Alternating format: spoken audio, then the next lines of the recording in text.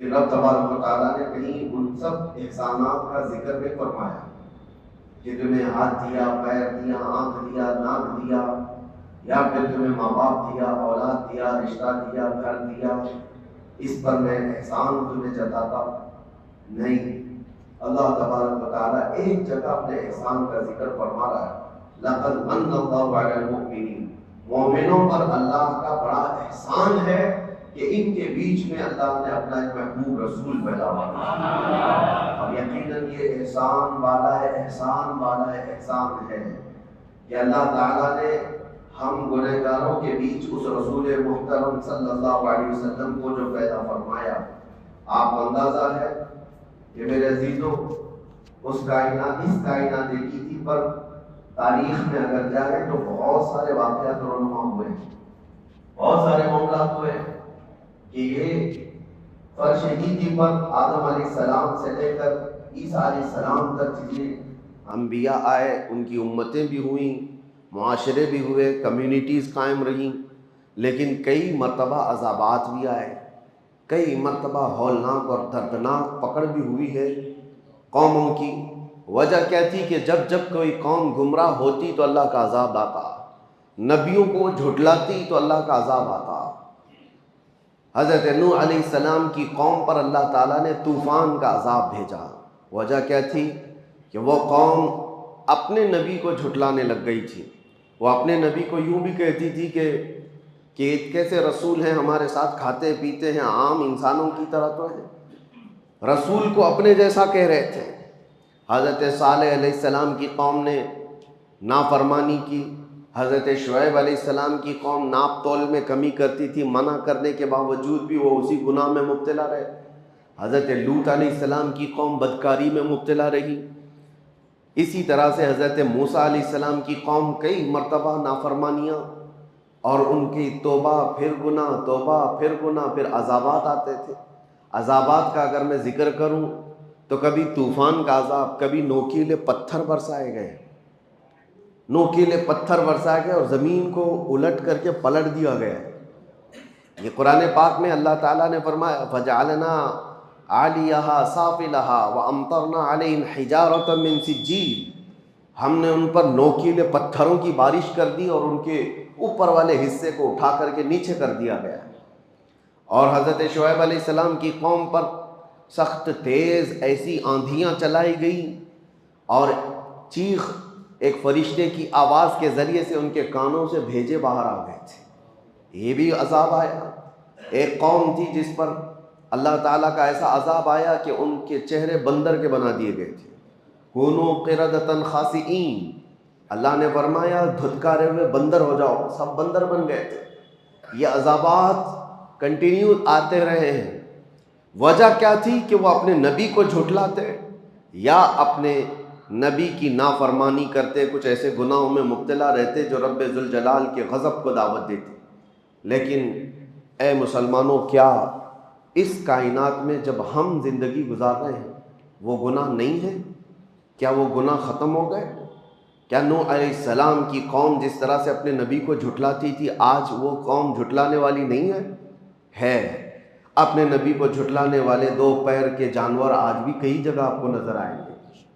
وہ شروع سے لے کر حضور پاک کی زندگی پر اعتراض کرنے والے کتنے ایسے بھونکنے والے کتے آپ کو نظر آئیں گے۔ انسانوں کی بات کر رہا ہوں، نبی کی گستاخی کرنے والے موجود ہیں، ناپ تول میں کمی کرنے والے موجود ہیں، بدکاری اور زنا اور فحاشی کرنے والے موجود ہیں، چوری ڈکیتی اور پتہ نہیں کیا کیا تمام تر فواحش میں مبتلا لوگ آج بھی ہیں یا نہیں ہیں؟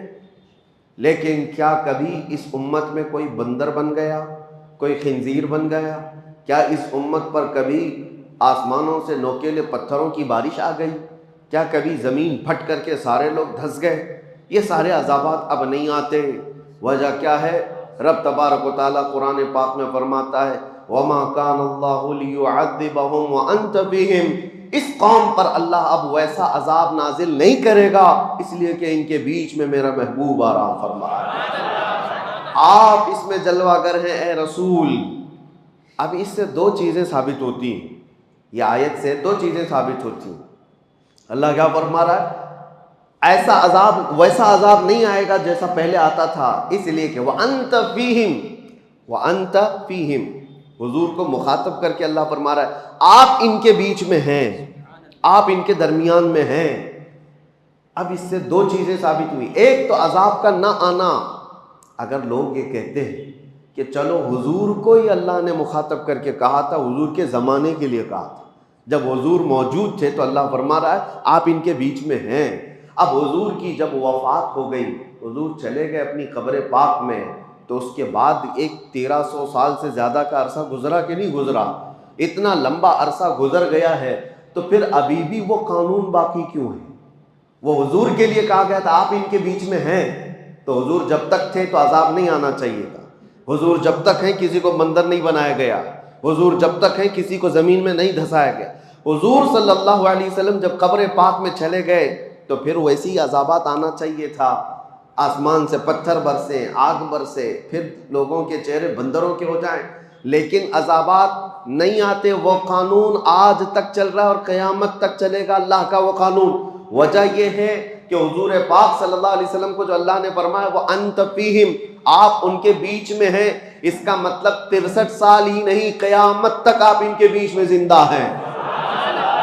یہی تو سنیوں کا عقیدہ ہے، تو زندہ ہے واللہ، تو زندہ ہے واللہ، میری چشم عالم سے چھپ جانے والے ہیں۔ وہ صرف پردہ فرمائے ہوئے ہیں، وہ آج بھی ہمارے بیچ میں موجود ہے، آج بھی بیچ میں ہمارے موجود ہیں۔ لوگوں کو جو کھجلی ہوتی ہے کہاں ہے؟ جب ہم سنی اس طرح کے عقیدے کی بات کرتے ہیں تو کہتے ہیں کہاں ہیں رسول، کہاں ہیں، ادھر ہیں کہ ادھر ہیں؟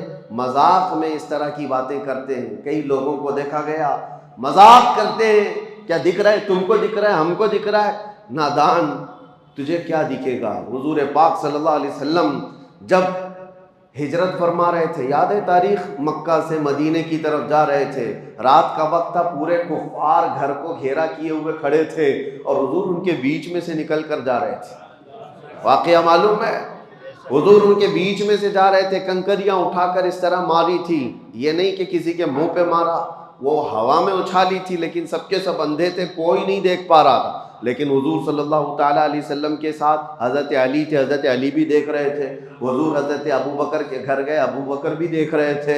پتہ یہ چلا کفار و مشرکین کو یہ ذات نور نظر نہیں آتی ہے، اور جو اہل ایمان ہیں وہ دل کی قلب کی نگاہوں سے دیکھے تو سب نظر آتا ہے۔ آج جو یہ کہتے ہیں سنیوں، تم کہتے ہو کہاں ہیں حضور، آتے ہیں حضور جاتے ہیں، ہمیں تو نہیں نظر آتے۔ کہاں سے نظر آئے؟ دل کے کفر کو دور تو کرو، دل کے بغض کو دور تو کرو۔ ہم تو یہ کہتے ہیں وہ آئیں گے، آتے ہوں گے، ابھی آئیں گے، یہی سوچ کے ہم نے محفل کو سجا رکھا ہے۔ سنا ہے آپ ہر عاشق کے گھر تشریف لاتے ہیں، میرے گھر میں بھی ہو جائے چراغاں یا رسول اللہ۔ یہ طلب ہماری کس لیے ہے؟ ہماری طلب صرف حضور پاک کے دربار میں اسی لیے ہے کہ ہم ان کو زندہ جاوید اپنے درمیان موجود رسول تسلیم کرتے ہیں۔ اگرچہ اللہ تعالیٰ کے وعدے کے مطابق جو موت آنی ہے وہ سب کو آنی ہے، وہ حضور کو بھی آئی، انبیاء کو بھی آئی۔ اجل آنی ہے، فقط اتنی کہ آنی ہے۔ انبیاء کو بھی اجل آنی ہے۔ اعلیٰ حضرت فرماتے ہیں انبیاء کو بھی اجل آنی ہے۔ اجل کس کو کہتے ہیں؟ موت کو۔ انبیاء کو بھی اجل آنی ہے، مگر اتنی کہ فقط آنی ہے۔ آنی کا مطلب کیا ہوتا ہے؟ آن ایک سیکنڈ کو کہا جاتا ہے، ایک سیکنڈ کو آن کہا جاتا ہے۔ اور اعلیٰ حضرت فرما رہے ہیں انبیاء کو بھی اجل آنی ہے، مگر اتنی کہ فقط آنی ہے، ایک سیکنڈ کے لیے آنی ہے، اس کے بعد ان کی زندگی ہے۔ آج ہمارے درمیان حضور پاک صلی اللہ تعالیٰ علیہ وسلم کی بعثت اور ان کی ولادت پاک کا 1500 سالانہ جشن منایا جا رہا ہے۔ یہاں بہت ساری باتیں آتی ہیں۔ کچھ لوگ کہتے ہیں کہ دیکھو روایات تو بتاتی ہیں کہ حضور 8 ربیع الاول کو پیدا ہوئے تھے، کچھ کہتے ہیں کہ 12 کو، کچھ کہتے ہیں 17 کو، اختلاف ہے روایات میں۔ اعلیٰ حضرت نے بھی لکھا ہے، تو ہم سے بھی کہتے ہیں کہ آپ کمنٹس میں، میسیجز میں، کہ آپ 12 کو ہی پکڑ کے کیوں چلتے ہیں؟ ہم ان کو جواب دیتے ہیں میاں کوئی بات نہیں، آپ 8 کو تو منا لو، ہمیں 12 کو رہنے دو۔ اور ایک جماعت کو کہہ دو 17 کو منا لو، کسی جماعت کو کہہ دو 13 کو منا لو، تاکہ ساری روایتوں پہ ہو جائے۔ اور اگر آپ نہیں کہتے تو ہمیں اختیار دے دو، ہم 8 سے نہیں 1 سے شروع کر کے پورے ربیع الاول منائیں گے۔ نہیں منانا ہے، نہیں کرنا ہے تو اعتراضات الگ الگ، اور پھر اس میں ایک کوڑ زدہ دل کا کوڑ جس کا ہے، ایسا عقیدے کا کوڑ نکل کر کے آئے صاحب، انہوں نے کہا ارے 12 ربیع الاول شریف کو حضور صلی اللہ علیہ وسلم کی ولادت کا دن تو مناتے ہو، آپ کو پتہ ہے اسی دن حضور کی وفات بھی ہوئی، حضور کی وفات بھی ہوئی، حضور کے انتقال کا دن بھی ہے، تو آپ دوسرے بزرگوں کے جس طرح انتقال کے دن کو مناتے ہیں، کیا حضور پاک صلی اللہ علیہ وسلم کے وفات کا غم نہیں کر سکتے؟ 12 ربیع الاول کو آپ خوشیاں مناتے تو ہیں، سب سڑکوں پہ نکل آتے ہیں اور لبیک یا رسول اللہ کہتے ہیں، مرحبا مرحبا کہتے ہیں، لیکن آپ کو حضور کے دنیا سے جانے کا غم نہیں ہے کہ حضور اسی دن دنیا سے تشریف لے گئے تھے، حضور پاک صلی اللہ علیہ وسلم کی وفات ہوئی تھی۔ سنیوں کو کھینچ لینے کی باتیں کی جاتی ہیں، جذباتی باتیں، ایموشنل کر کے کہ ہاں حضور کی وفات پر کون ایموشنل نہیں ہوگا۔ لوگوں کو لگتا ہے کہ ہاں حضور اس دن انتقال کیے تھے تو ہمیں غم ہونا چاہیے، آج خوشی کس بات کی؟ ان کے منہ پر تھپڑ لگاتے ہوئے کہو غم اس کا منائیں جو چلا گیا ہو، مر گیا ہو، مٹی میں مل گیا ہو، وہ تمہارا نبی ہوگا، ہمارا نبی تو صرف پردہ کیا ہوا ہے، وہ کل بھی زندہ تھا آج بھی زندہ ہے، تو زندہ ہے واللہ، تو زندہ ہے واللہ، میری چشم عالم سے چھپ جانے والے، غم وہ کرے جس کا سب ختم ہو گیا۔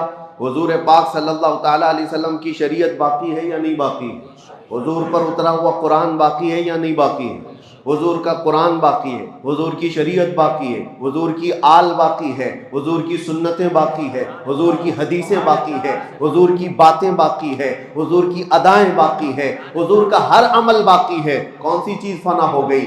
حتیٰ کہ حضور پاک صلی اللہ علیہ وسلم کے انتقال کے بعد، آپ کو پتہ ہے میرا اور آپ کا انتقال ہو جائے، ہماری بیویاں عدت گزارنے کے بعد دوسرے سے نکاح کر سکتی ہیں، ان کے لیے جائز ہے، عدت ہونے کے بعد وہ کسی سے بھی نکاح کر سکتی ہیں، لیکن نبی کی جو زوجات ہیں امہات المؤمنین، ان کو موت تک کسی اور سے نکاح کرنے کی اجازت تھی ہی نہیں۔ حضور کے انتقال کے بعد کئی بیویاں حضور کی زندہ تھیں، حضور کی بیویاں زندہ تھیں، لیکن ان کو نکاح کرنے کی اجازت نہیں تھی۔ وجہ کیا ہے؟ ایک عورت اپنے شوہر کے ہوتے ہوئے دوسرے کے ساتھ نکاح کر ہی نہیں سکتی۔ وہ اور عورتیں ہیں جو اپنے مردوں کے انتقال کے بعد عدت گزار کر کے کر سکتی ہیں، لیکن رسول کی بیویاں نہیں کر سکتی، اس لیے کہ رسول زندہ ہیں، رسول پاک کی بیویاں ہماری مائیں ہیں۔ اور دوسری بات، ام المومنین عائشہ صدیقہ رضی اللہ تعالیٰ عنہا، توجہ چاہتا ہوں، حضور کس کے حجرے میں آج آرام کر رہے ہیں؟ جو جالیاں ہیں، حضور جس قبر میں آرام فرمائے وہ حضرت عائشہ کا حجرہ ہے، حضرت عائشہ کا گھر ہے، جس میں حضور صلی اللہ علیہ وسلم حضرت عائشہ کے ساتھ رہا کرتے تھے، اسی حجرے میں حضور دفن ہیں۔ تو جب انتقال ہوا، حضور کا دفن ہوا، حضرت عائشہ قبر پر جاتی تھی اور بیٹھتی تھی گھنٹوں، حجرہ ان کا ہے، گھر ان کا ہے، حضور کے پاس بیٹھتی تھی۔ پھر اس کے بعد 2.5 سال کا عرصہ گزرا کہ حضرت ابوبکر صدیق کا انتقال ہوا، اور حضرت ابوبکر صدیق کون ہیں؟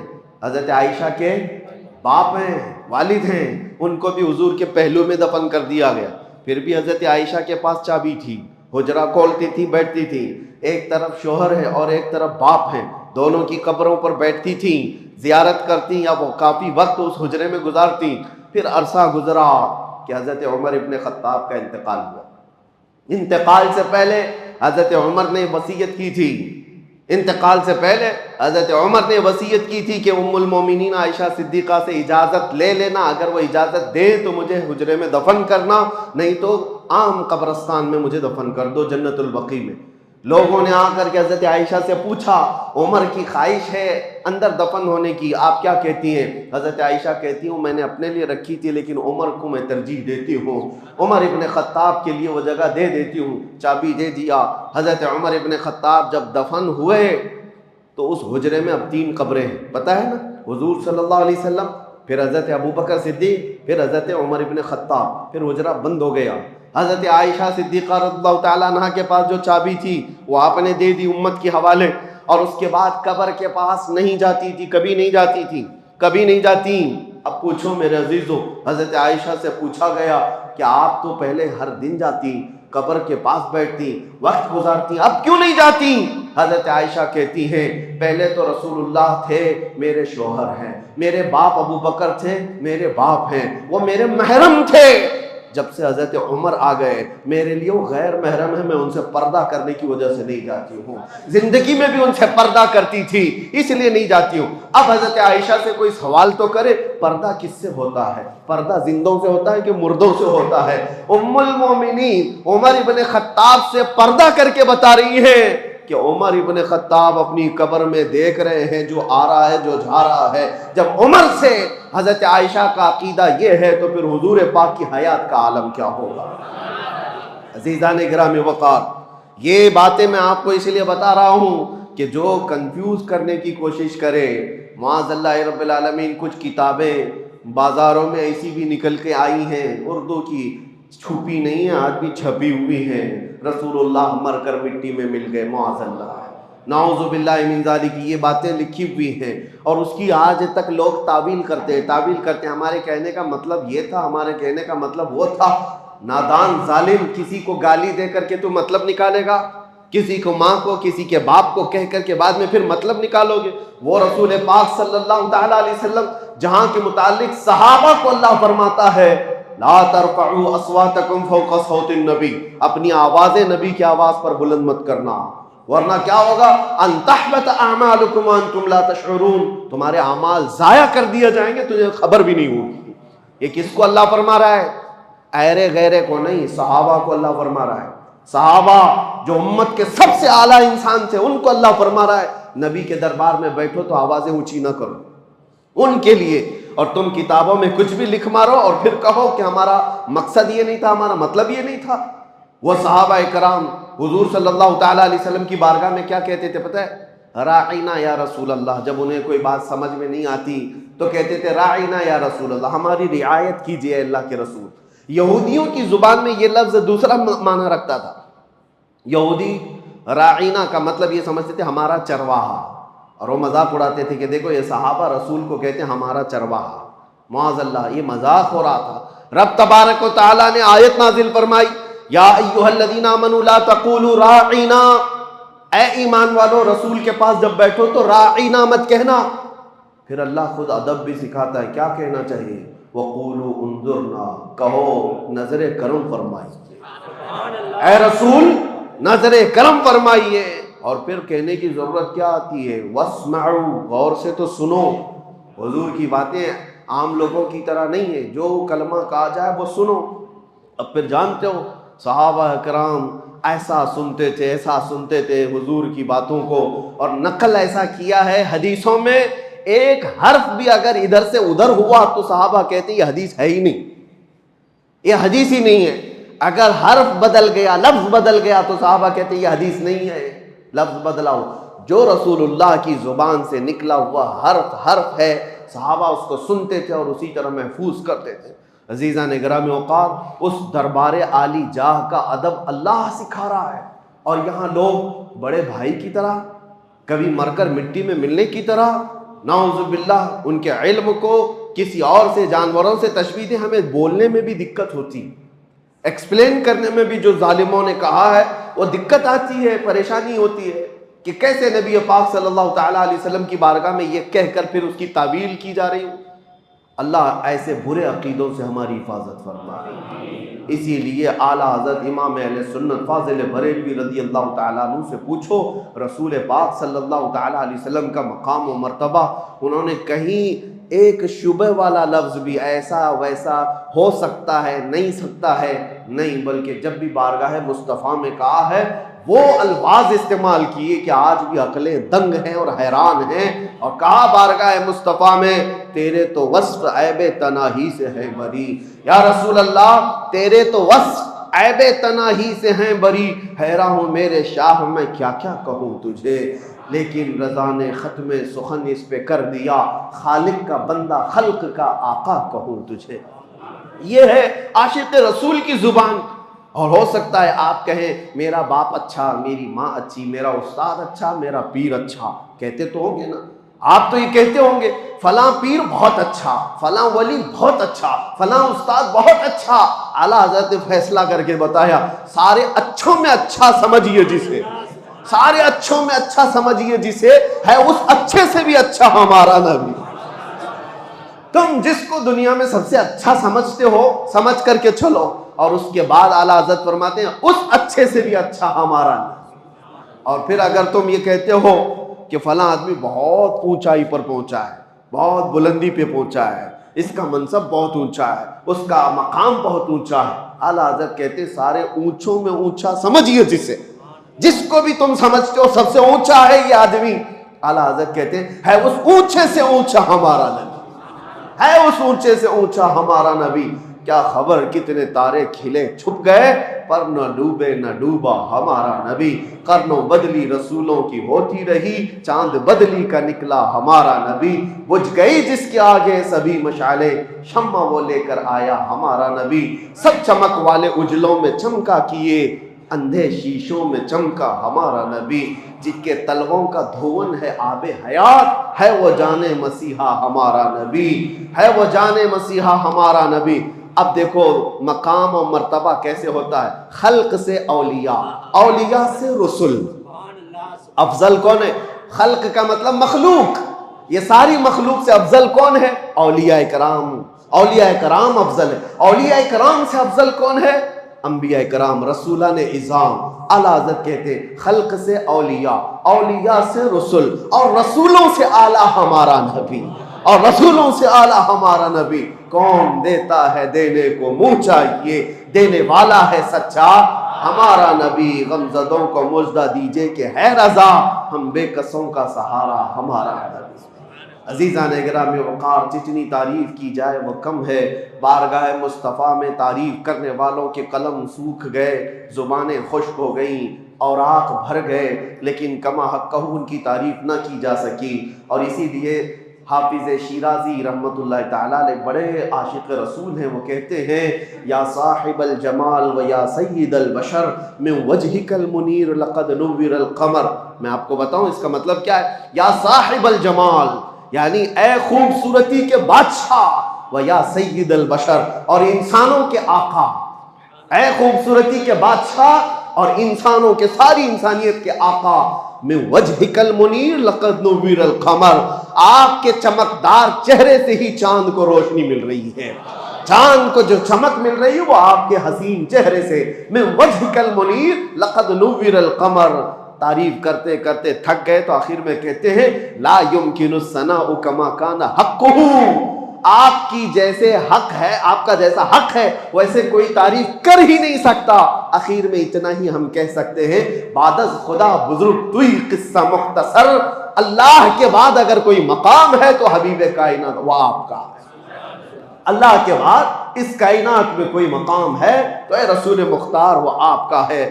جبرائیل امین نے کہا تھا آفاق ہا دیدہ ام بسیار خوبا دیدہ ام، یعنی میں نے پوری کائنات کے چکر لگا لیے اور بہت اچھے اچھوں کو بھی دیکھ لیا.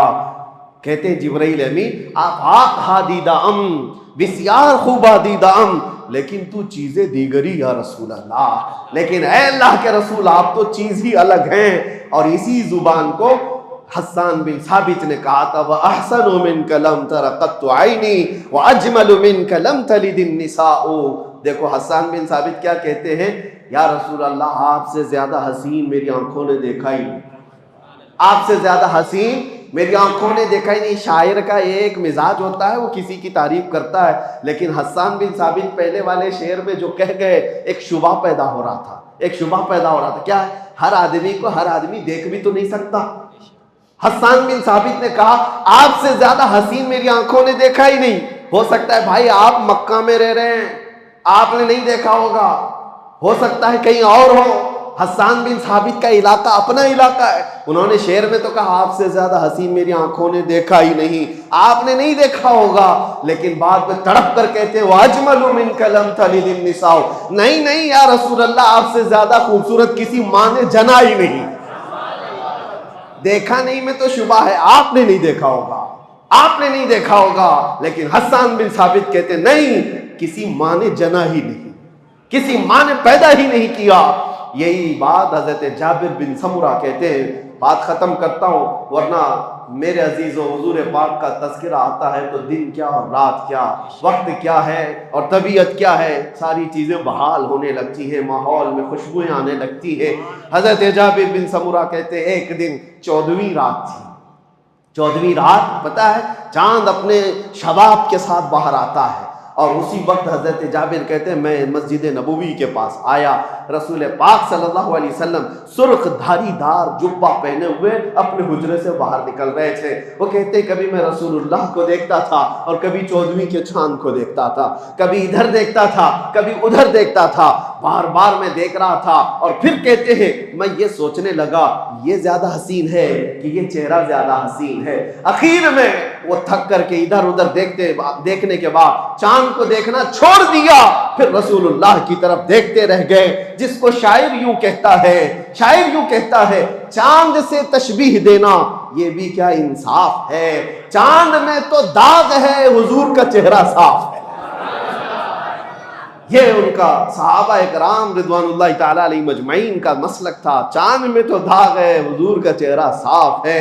اللہ کریم وہ حسین چہرے جمال جہاں آرا کی ہماری زندگی میں زیارت نصیب فرمائے۔